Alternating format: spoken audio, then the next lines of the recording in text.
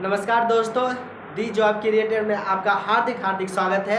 और दी job creator आपके सेवा में तत्पर लगा हुआ है। और दी जॉब क्रिएटर अभी आपको कुछ प्रश्नों का रिवीजन करवा रही है और फिर उसके बाद आपका एक अच्छा सा क्लास होगा और जिसमें कि आपको बेसिक से जीरो से मतलब काफ़ी अपर तक बताया जाएगा, शिखर तक हम लोग ले जाने की कोशिश करेंगे। फिलहाल अभी हम सेट प्रैक्टिस में कुछ क्वेश्चन रिवीजन करते हैं और यह क्वेश्चन हमारे पीछे आज का सेशन हम यहीं से शुरुआत करते हैं। आज का हमारा पहला क्वेश्चन है, मनुष्य में भोजन का पाचन कहाँ से प्रारंभ होता है? मनुष्य में भोजन का पाचन मुख गुहा से प्रारंभ होता है। मनुष्य में भोजन का जो पाचन होता है वह मुख से प्रारंभ होता है, क्योंकि मुंह में क्या होती है? लार होती है। मुंह में क्या होती है? लार। और मनुष्य में के मुंह में लार 3 जोड़ी होती है। मनुष्य में के मुख में लार जो होती है 3 जोड़ी होती है। और यही लार जो होती है, यानी कि हमारा यही दूसरा क्वेश्चन है, मनुष्य में 3 जोड़ी लार ग्रंथि होती है और यही लार ग्रंथि जो है भोजन को सॉफ्ट बना देती है, जिसके वजह से या हमारी ग्रास नली होते हुए वह अमाशय से आंत तक वह पहुंचती है और भोजन आसानी से पाचन हो जाता है। अगर वह मुलायम नहीं होता तो सोच लीजिए, जिस तरह से हम कोई भोजन को ग्रहण करते हैं तो वह हम ग्रास नली के अंदर, यानी कि उसको जिसे हम कहते हैं घोटना, हम उसको घोट नहीं पाते। यह हमारे साथ समस्या हो जाती है। लेकिन यह जो लार ग्रंथि है, लार ग्रंथि हमें क्या करती है? भोजन को सॉफ्ट कर देती है, जिससे वजह से हम भोजन को अपने निगल द्वार के माध्यम से वह अमाशय तक पहुंचा पाते हैं। तो यही लार जो होती है महत्वपूर्ण, इसीलिए कहा जाता है मनुष्य में भोजन का पाचन कहाँ शुरू होता है? तो मुख से होता है। और मनुष्य के में लार में कितनी जोड़ी ग्रंथियां पाई जाती है? तो 3 जोड़ी लार ग्रंथि मनुष्य के मुख में पाई जाती है, जिसमें कि इम्पॉर्टेंट है, एक लार में टाइलिन नामक एंजाइम उपस्थित होता है। लार में टाइलिन नामक एंजाइम उपस्थित होता है, जो कि यह भोजन के स्टार्च को किसमें बदल देती है? डाइसैकेराइड माल्टोज में बदल देती है। बहुत ही इंपॉर्टेंट है, यह लार भोजन को किसमें बदलती है? भोजन में क्या रहता है? स्टार्च। और स्टार्च को किसमें बदलती है? आपको बस इतना ही याद रखना है तो काफ़ी है, माल्टोज में बदलती है। भोजन की स्टार्च को किसमें बदलती है? माल्टोज में बदलती है, जिसकी वजह से पाचन की क्रिया वहीं से आरंभ हो जाती है, भोजन का पचना आरंभ हो जाता है। हमारा आज का नेक्स्ट क्वेश्चन है, तीसरा क्वेश्चन है, हीमोग्लोबिन का रंग कैसा होता है? हीमोग्लोबिन का रंग, दोस्तों हीमोग्लोबिन का रंग जो होता है वह बैंगनी होता है, जबकि ऑक्सी हीमोग्लोबिन का रंग कैसा होता है? चमकदार लाल होता है। याद रखिएगा दोस्तों, जो चमकदार लाल होगा वही शुद्ध हीमोग्लोबिन होगा, और जो बैंगनी होगा हीमोग्लोबिन वह शुद्ध रक्त नहीं होता है। कहते हैं ना कि सीधा से हम कहते हैं कि हीमोग्लोबिन है, तो हीमोग्लोबिन के कारण मनुष्य का खून का रंग लाल होता है, लेकिन हीमोग्लोबिन में उस रक्त का लाल होगा जिस हीमोग्लोबिन का रंग कैसा होगा? चमकदार लाल होगा। बैंगनी होगा तो वह जो होगा शुद्ध नहीं माना जाएगा। हमारा नेक्स्ट क्वेश्चन है, चौथा नंबर, हृदय लगभग 5 लीटर रक्त प्रति मिनट पंप करता है, यानी कि 1 मिनट में 5 लीटर ब्लड को यह पंप कर लेता है। और कहता है हृदय की धड़कन पर नियंत्रण पाने के लिए किस तत्व की आवश्यकता होती है? हृदय की गति पर नियंत्रण पाने के लिए या हृदय की धड़कन पर नियंत्रण पाने के लिए उस तत्व का प्रयोग किया जाता है जिसका नाम है पोटेशियम। और पोटेशियम का संकेत क्या होता है? तो वह के होता है। पोटेशियम का संकेत क्या होता है? के होता है। दोस्तों आपको बताना है, पीरियोडिक टेबल में पोटेशियम की परमाणु संख्या कितने है? पोटेशियम की परमाणु संख्या कितनी होती है? हमारा आज का नेक्स्ट क्वेश्चन है, सर्वदाता किससे कहा जाता है? तो ओ रक्त समूह को क्या कहा जाता है? सर्वदाता। ओ रक्त समूह क्या कर सकता है? सभी को अपना ब्लड डोनेट कर सकता है, जबकि सर्वग्राही AB रक्त वाला जो होता है वह ब्लड को, यानी कि वह सिर्फ सर्वग्राही, वह सिर्फ ग्रहण कर सकता है, वह किसी को डोनेट नहीं कर सकता है। ओ रक्तदाता क्या कर सकता है? सबको दे सकता है, जबकि AB है जो जिसे कहता है सर्वग्राही, सबका यह ग्रहण करता है। नेक्स्ट हमारा क्वेश्चन है, नर में टेस्टोस्टेरोन हार्मोन जो होती है वह नर में पाई जाती है, वहीं पर नारी में यानी कि स्त्री में एस्ट्रोजन, प्रोजेस्टेरोन, एस्ट्रोजन यह जो होती है स्त्री में पाई जाती है, जबकि टेस्टोस्टेरोन यह हार्मोन नर में पाई जाती है। हमारा नेक्स्ट क्वेश्चन है, संयुक्त राष्ट्र संघ का मुख्यालय कहाँ है? संयुक्त राष्ट्र संघ का यूएनओ इसी को कहा जाता है। संयुक्त राष्ट्र संघ का मुख्यालय कहाँ है? तो न्यूयॉर्क में है। संयुक्त राष्ट्र संघ का मुख्यालय कहाँ है? यह न्यूयॉर्क में है। इसकी स्थापना कब हुई थी? 24 अक्टूबर 1945 को हुई थी।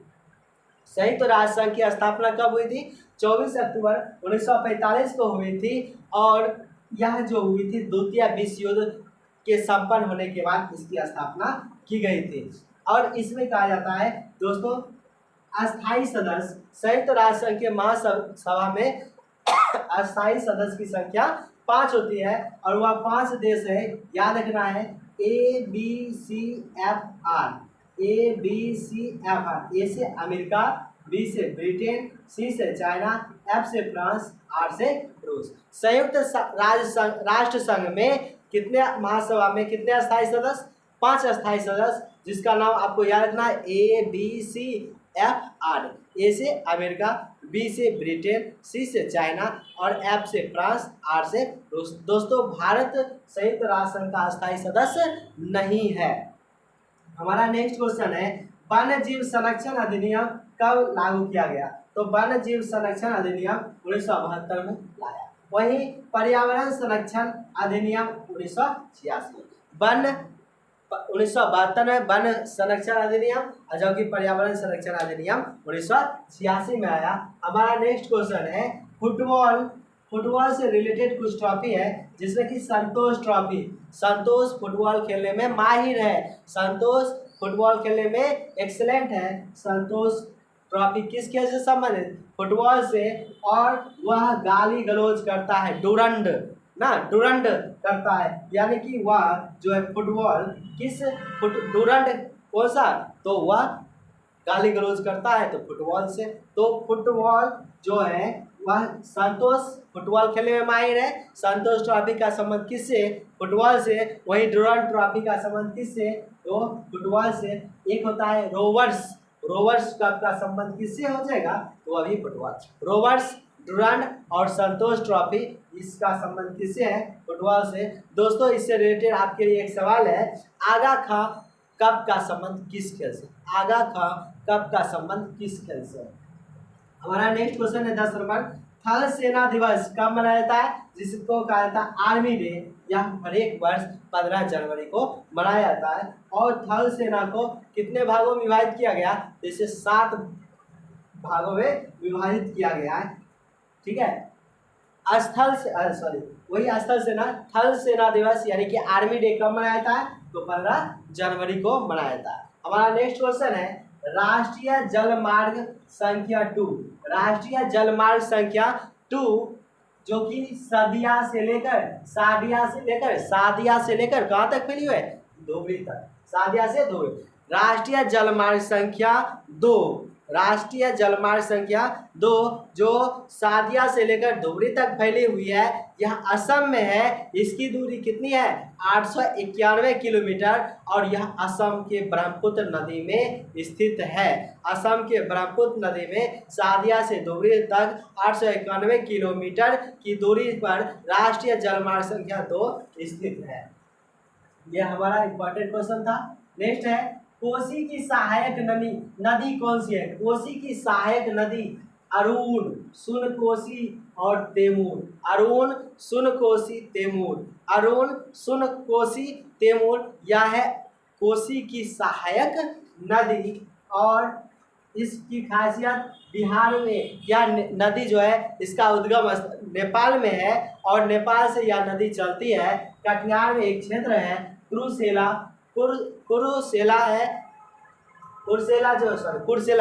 कुर्सेला में, जो कि कटिहार जिले में पड़ती है, बिहार के कटिहार जिले में पड़ती है। कुर्सेला में यह नदी, कोसी नदी गंगा नदी में मिल जाती है। गंगा नदी से कहाँ मिलती? गंगा नदी में कहाँ मिलती है? यह कुर्सेला कटिहार में गंगा नदी से मिल जाती है। हमारा नेक्स्ट क्वेश्चन है 13 नंबर, पृथ्वी पर खींची गई 180 डिग्री देशांतर काल्पनिक रेखा को क्या कहा जाता है? पृथ्वी पर खींची गई 180 डिग्री देशांतर रेखा को क्या कहा जाता है? वो कि जो कि एक काल्पनिक रेखा होती है उसे कहा जाता है अंतर्राष्ट्रीय तिथि रेखा। 180 डिग्री देशांतर रेखा को अंतर्राष्ट्रीय तिथि रेखा कहा जाता है। और यह किस महासागर में स्थित है? तो प्रशांत महासागर में स्थित। अंतर्राष्ट्रीय तिथि रेखा किस महासागर में स्थित है? प्रशांत महासागर में स्थित है। नेक्स्ट क्वेश्चन 14 नंबर है, मैं देश के बालू से ही कांग्रेस से बड़ा आंदोलन खड़ा कर दूंगा। मैं देश के बालू से ही, यानी कि मिट्टी यहाँ का जो है, मैं देश के बालू से ही कांग्रेस से बड़ा आंदोलन खड़ा कर दूंगा।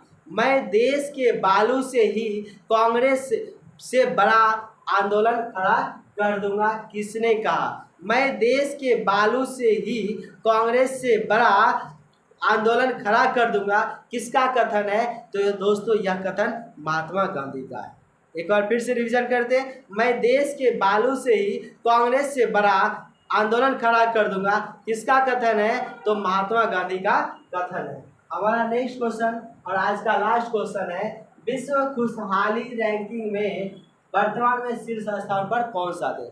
विश्व खुशहाली स्तर पर वर्तमान में कौन सा देश पहले स्थान पर है? तो वह है फिनलैंड, जो कि मानव विकास संसाधन सतत इसे है, मानव विकास रिपोर्ट जो है यह जारी करती है, जो कि विश्व खुशहाली रिपोर्ट के बारे में बताती है। इसमें जो है भारत के स्थान पर है 118, पहले यह शायद 126वां स्थान पर था, अब भारत जो है 118वें स्थान पर है। और 1 नंबर में विश्व खुशहाली रिपोर्ट के अनुसार 1 नंबर में जो देश है वह कौन सा है? फिनलैंड देश। ये था हमारा आज का सेशन, जो कि पूर्णतः समाप्त हो चुका है आज का। और यह वीडियो आपको कैसा लग रहा है? अगर अच्छा लग रहा है तो इस वीडियो को ज़्यादा से ज़्यादा शेयर कीजिए और हमारा मनोबल बढ़ाइए, ताकि हम आपके लिए इससे और बेहतरीन सवाल लाए, जो कि आपके हूबहू एग्जाम में एकदम डिक्टो मिलेगा। और आपको विश्वास दिलाता हूँ, अगर आपने जितने भी हमारा वीडियो आपने देखा होगा वह आपको ज़रूर काम आएगा और आपके एग्जाम हॉल में यह क्वेश्चन जो है मदद करेगी। तब तक के लिए आज के लिए यहीं पर सेशन समाप्त करते हैं। तब तक के लिए नमस्कार, जय हिंद।